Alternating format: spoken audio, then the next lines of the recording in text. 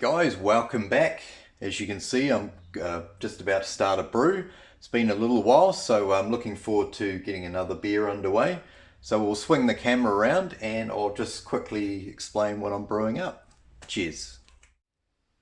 Okay, so as you can probably tell from the video title, it's gonna be a SMaSH beer, so a nice, easy, hopefully easy summer drinker. So the malt is 100% Pilsner malt from Gladfields. And then I was lucky enough to get my hands on some 2021, so this year's crop of Riwaka hops, 100 grams, so I'll be using those. And then I got these from Hauraki Homebrew, and Tiffany from Hauraki was kind enough to give me a packet of Kveik Voss yeast to use. Now that the temperature's getting up, I thought it would be a very good opportunity to give this a whirl. So yeah, that's the basics there.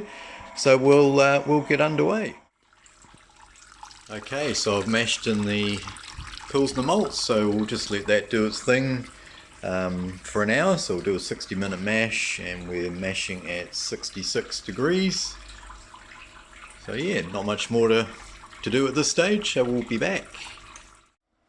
Okay, so we finished the 60-minute mash, and I did a quick mash out at 76 degrees, and we've just pulled the malt pipe out just to drain all the liquid out of the grain, and I'm just currently bringing the liquid up to the boil, so we'll be back at the next step.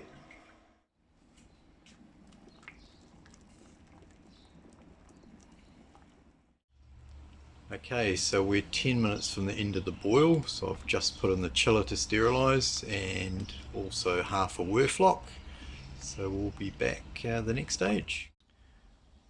Okay, so we've finished the 60-minute boil. So what I'm going to do, and you might have picked it up from the title of the video, I'm doing a single hop drop SMaSH. So I'm going to be putting in all the Riwaka as a hop stand whirlpool to get all my aroma and flavour and bitterness. A little bit of an experiment, so I won't be dry hopping this beer, but the Riwaka does smell fantastic, so we'll put that in and we'll do our hop stand and then we'll come back.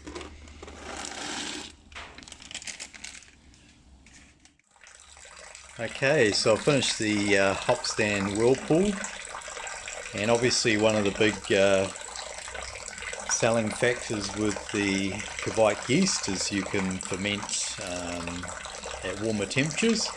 Also, that means you don't have to chill it down so much when you're transferring. So I'm transferring this at what we're at 32 degrees, and then I'm going to be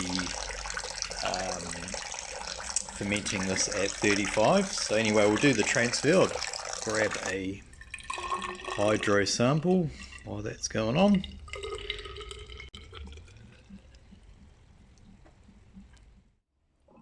Okay, so brew day is done and dusted, and as you can see, the fermenters in the fermentation box here hooked up to the Inkbird temperature control on the wall. So I'm going to be fermenting this at 35 degrees, which is in the optimal range for the Kveik Voss yeast. And as you can see, we've got some really good activity already. So it's only been 4 hours since I pitched the yeast. So bit of a novelty for me to be able to see such good activity so early on. So yeah, we know the yeast is doing its thing. So what I might do is we will swing the camera around, we'll have a quick look at the hydro sample. So yeah, there's the hydro sample, nice sort of light straw colour, came out at 1052, get a taste of it.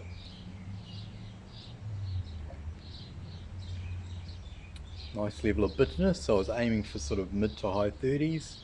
I think I'm pretty close to that range. It's certainly not over bitter. A little bit of tropical fruit coming through already from that nice fresh Riwaka.